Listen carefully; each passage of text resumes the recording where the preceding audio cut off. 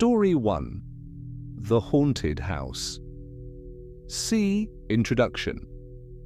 It was during my early 20s when I started house-sitting for a family who lived in a house that felt both grand and eerie. I had been working at an animal shelter, helping out in any way I could, and house-sitting was one of my side jobs to make ends meet. The family was kind, and their house was beautiful, though old.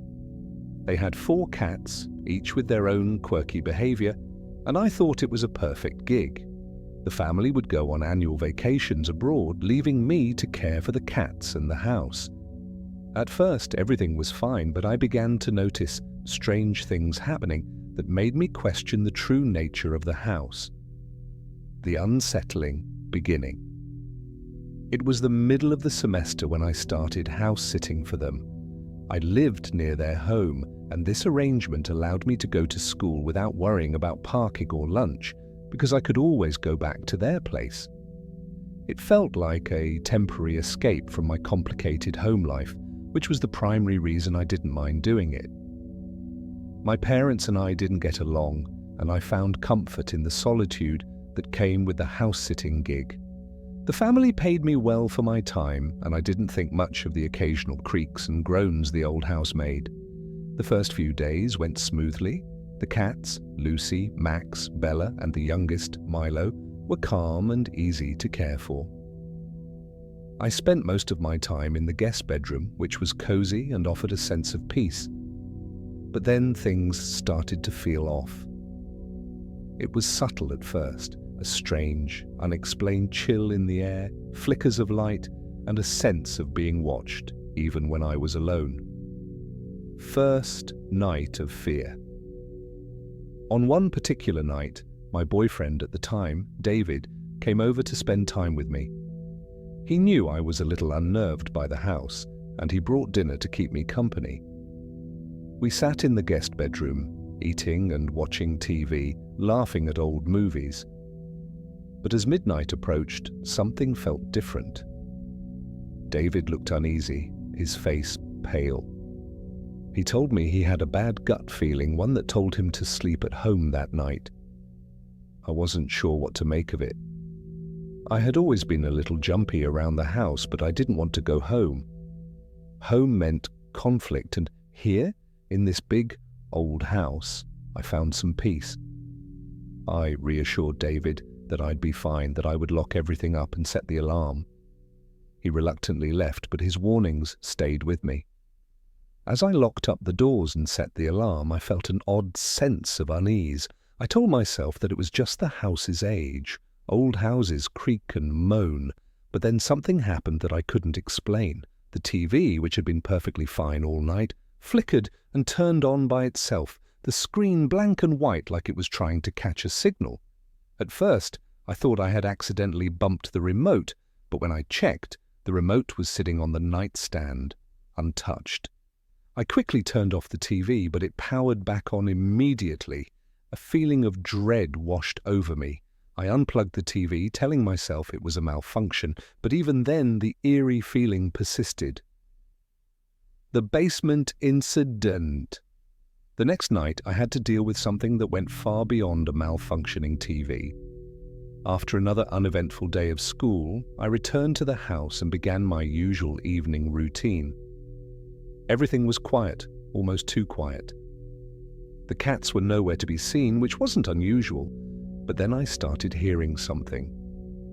A faint sound echoed through the house, so faint at first that I thought I was imagining it. It sounded like the cry of a baby, soft, pitiful, and unnervingly real. I froze, trying to rationalize it. It's just the house, I told myself. But then the sound grew louder. It wasn't coming from outside, it was coming from the basement. My heart raced as I remembered the layout of the house. The basement was just a floor below, but the stairs were old and creaky. I hesitated, my mind racing. I knew it could be one of the cats in distress, but the cry sounded so much like a human infant. I grabbed a flashlight and headed for the basement. The stairwell creaked under my feet, and as I reached the bottom, I realized the sound had stopped. I found one of the cats, Milo, stuck in a spare room, meowing frantically to get out. I let him out, relieved that it was just him. But something was off. The sense of being watched lingered in the air, and I couldn't shake the feeling that something wasn't right about this house. I locked everything up again, turned on the alarm and tried to push it all out of my mind. The escalation. The following days brought more strange occurrences. I was alone in the house when I started hearing the same crying sound from the basement again. It seemed to grow louder with each passing day, and the atmosphere in the house felt more oppressive. I couldn't explain it, but the house felt alive in a way that made my skin crawl. One evening, as I was sitting with David again, we heard the crying once more, but this time it was different. It sounded more frantic, almost desperate. I told David I would go check on it, but I was too scared to go alone. We both ventured down to the basement, but the cries stopped as soon as we reached the bottom. No cats were in sight. It wasn't just the sounds, it was the way the cats acted. They seemed to be drawn to certain areas of the house, particularly the kitchen and the master bedroom. They would gather there at odd hours, as though they were waiting for something. The final decision. By the end of the week, I couldn't take it anymore. I had always been a little superstitious, but the events that kept unfolding in this house pushed me to my breaking point. After one final night of strange occurrences, I packed my things, left the house, and never looked back. I realized that what had started as a seemingly innocent gig had turned into something far more terrifying. When I spoke to my sibling later, they confessed to having their own strange experiences in that house. They'd never told me, not wanting to scare me. But now, I knew I wasn't just imagining things. I never house-sat for that family again, and I would never be the same after that experience. Looking back, I wonder if the house had a history that I was never meant to know. Perhaps some things are best left undisturbed. Conclusion. The fear of the unknown lingers long after the experience has ended. The events in that house, no matter how much I tried to rationalize them, left a permanent mark on me. Even now, years later, I can still hear that faint cry echoing in my mind, and I will never forget the eerie, oppressive atmosphere that filled every corner of that old house. Story 2. The Intruder, during Pet Sitting Introduction. It was March 19, 2016, and I was 17 years old, excited to make some extra money before heading off to college. A friend of my mum's had asked me to dog sit for the weekend. It seemed like an easy task: take care of their dog, relax in their cozy house, and make a little cash on the side. I was looking forward to a peaceful weekend, spending time with my two best friends, Haley and Sammy, who were a few years older than me. The house was located in a quiet neighborhood, and everything seemed perfect for a casual pet-sitting job. I had dog-sat before, and the idea of having a mini vacation in someone else's home was enticing. The house was a charming place with a sunroom that overlooked the backyard and pool. It felt homey and inviting, with a warm atmosphere that made it the perfect place to unwind after a long week. After Haley and Sammy arrived, we spent the evening in the sunroom, smoking and chatting, enjoying the cool spring night. It was supposed to be a carefree time, just the three of us hanging out with the dog, Willis. The strange phone calls. As the night unfolded, we were having a good time, sharing stories and laughing. But then something strange happened. The phone in the house began ringing, over and over again. At first, we assumed it was some telemarketer or wrong number, but then I realized something odd. The phone line was supposed to be disconnected. It was part of the instructions the owners had left for us. They said the phone wasn't in service, so we didn't have to worry about any unsolicited calls. Curiosity piqued. We ignored the first couple of calls, thinking the caller would leave a message or that it was just a glitch. But the calls didn't stop. They kept ringing persistently. Whoever was calling didn't seem to care that we weren't answering. They kept calling, each time getting more urgent. Sammy, who had been the most laid back of us all, finally decided to pick up the phone. To our surprise, a man's voice greeted her on the other end. He said he had the owner's wallet and was at a gas station 25 minutes away from the house. This didn't make sense. Why would someone be calling at such an odd hour about a wallet? It sounded like a scam, but the man insisted that we come pick it up. We tried to brush him off, explaining that we would take care of it in the morning, but he wasn't having it. He was persistent, almost desperate, to have us drive to the gas station right away. After a few minutes of back and forth, Sammy managed to convince him that we weren't coming. She hung up, but the weird feeling didn't go away. We all exchanged uneasy glances, unsure of what to make of the call. Something didn't sit right, but we decided to chalk it up to our overactive imaginations. We were smoking and drinking after all, so maybe we were just being paranoid. But the weird feeling lingered. I couldn't shake the thought that something was wrong, and every time the phone rang again, I felt my heart skip a beat. We decided to lock the doors and retreat to the back bedroom, where we huddled together with Willis, trying to feel safe. The phone calls had stopped, but now there was a palpable tension in the air, as though something unseen was watching us. The unseen presence. We tried to convince ourselves that we were just being paranoid, but the atmosphere had definitely shifted. The house, which had felt so welcoming when we first arrived, now felt oppressive. We turned on a movie to distract ourselves, trying to laugh and ease the tension. But as the clock struck 3 a.m., something strange happened.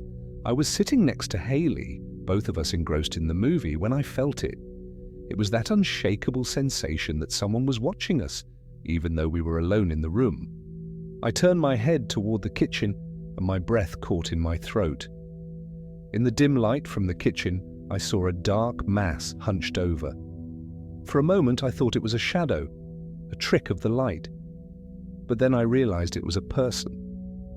A man, in all black, standing in the kitchen, frozen mid-motion, as though he had just reached up into one of the cabinets. His face was hidden beneath a ski mask, and the only thing I could make out were his piercing blue eyes staring directly at me. My heart raced, and I froze. I nudged Haley, whispering urgently, "I think there's someone in the house." She turned and saw what I saw, and her scream echoed in the room. The man's eyes locked with mine for what felt like an eternity. Then, without saying a word, he slowly turned and walked out of the room, heading toward the sunroom. The horror of the moment paralyzed me. Sammy, who had been sitting across from us, stood up, shaking with fear. "Get out of here!" she yelled at the man, her voice trembling with terror. He didn't respond. Instead, he calmly walked out of the sunroom doors and into the night, leaving us in a state of shock and disbelief. We didn't know what to do. The three of us scrambled to the farthest corner of the room, our minds racing. We dialed 911, the trembling phone slipping from my fingers as we explained what had just happened.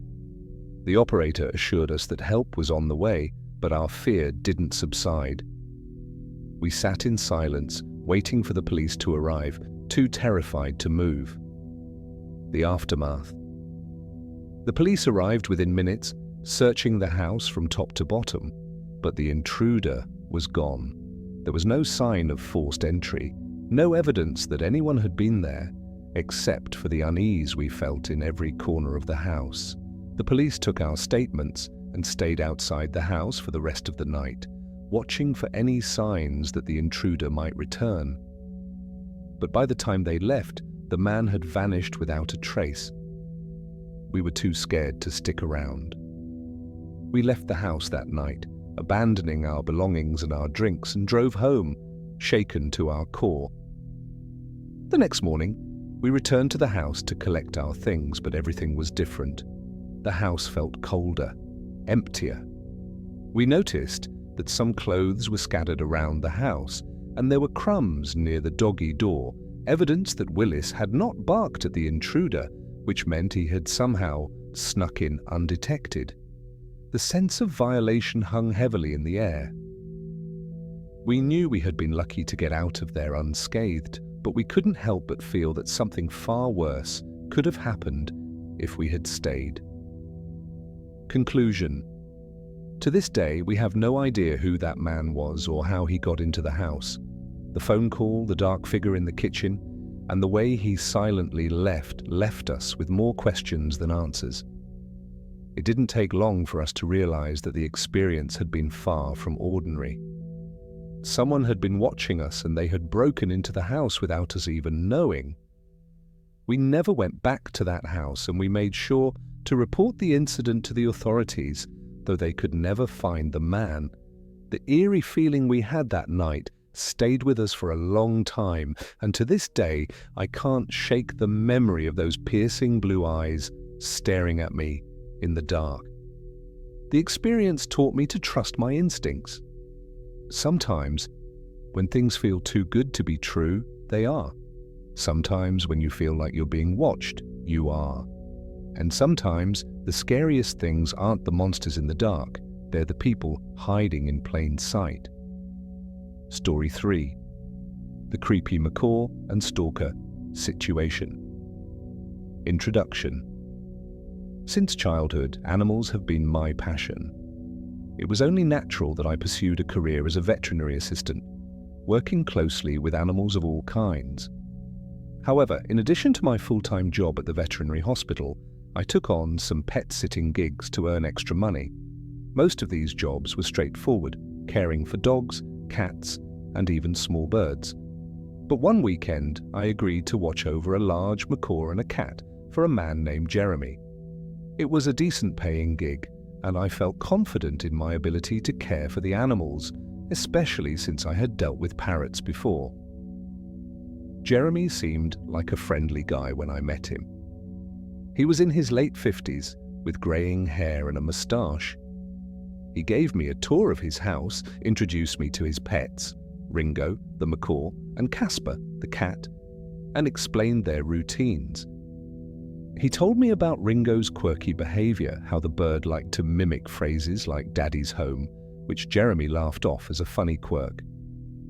The house was normal, a quiet suburban corner house, nothing that struck me as unusual. He left for the weekend, and I settled in with Ringo and Casper, preparing to enjoy a quiet, uneventful stay. Little did I know, this weekend would turn into a terrifying experience that I'd never forget. The first night went by without incident. I spent the evening feeding the animals, getting to know their personalities. Ringo, the macaw, was loud but friendly, his colourful feathers gleaming under the lights. He would occasionally repeat his favourite phrase, "Daddy's home," as though he were calling for Jeremy, but it didn't seem unusual, just the typical behaviour of a bird in a new environment. Casper, the cat, was more reserved. He roamed around the house, occasionally coming to sit beside me, but never too close. He seemed to have his own agenda, but that was typical cat behaviour, so I didn't think much of it. After settling the animals for the night, I went to bed, leaving the door open to allow Casper to roam freely, and decided to get some sleep. But in the middle of the night, I woke up to an odd sound, a loud cracking noise, almost like something heavy had shifted or broken. I sat up in bed, straining to listen. The house was eerily quiet, but I thought I heard something moving downstairs. I figured it was just the macaw, Ringo, making noise in his cage. I lay back down, but the silence that followed felt unnatural. The cracking sound wasn't the only thing that had woken me. I couldn't shake the feeling that something was wrong, an unsettling tension in the air. I decided to ignore it, telling myself that Ringo's cage was probably just shifting, and went back to sleep. The The next morning, I went about my usual routine, feeding the animals, cleaning up after them, and letting Ringo out of his cage to get some exercise. The house was still quiet, and everything seemed fine. However, when I went to the kitchen to grab a snack, I heard something that made me freeze in place. A faint whisper of movement in the hallway outside the kitchen door. At first, I thought it was one of the animals, perhaps Casper, the cat, sneaking around. But then I heard the distinct sound of footsteps on the wooden floor. I turned to look, but there was nothing there. My heart raced as I tried to rationalize it. Could I have imagined it, or had something or someone been moving around the house? I checked the locks on the doors and windows, reassured myself that everything was fine, and continued on with my day. But the feeling of being watched lingered in the back of my mind. I dismissed it as paranoia, but deep down I couldn't shake the nagging suspicion that something was wrong. Later, when I went out for a walk to clear my head, I noticed something strange. The house looked normal from the outside, but there was a sense of stillness that made my skin crawl. As I returned, I caught a glimpse of something odd in the corner of the living room window. A shadow? Or was it just my imagination playing tricks on me? I couldn't tell, but I decided to forget about it. That night, I again left the door to my bedroom open for Casper, hoping he would feel comfortable roaming. But as I drifted off to sleep, something felt off. I woke up to the sound of Ringo's cage moving. It was a soft noise, but it was enough to pull me out of my sleep. The black mass and the text. When I got out of bed to check on Ringo, I felt a cold chill in the air. I walked downstairs, and that's when I saw it, a dark mass in the center of the room. I couldn't see its shape clearly in the dim light, but it was moving toward the door. My heart skipped a beat, and I felt a surge of panic. Was someone in the house? I thought I was imagining things, but the shadowy figure was real. There was no mistaking it. I stood frozen for a moment, unable to move. Then suddenly the figure disappeared into the hallway, moving quickly but silently. My breath caught in my throat as I realized what I had just seen. A dark figure with no clear form, walking through the house as if it belonged there. I rushed back to my bedroom and grabbed my phone. The screen lit up, showing a text message from Jeremy that had been sent about an hour ago. It read, "If Ringo makes noises in the middle of the night, it's normal. Don't worry about it." The timing was impossible to ignore. The text had been sent at exactly the same time I had heard the strange noises and seen the shadowy figure. I felt sick to my stomach. This is end of story. Kindly like, share and subscribe.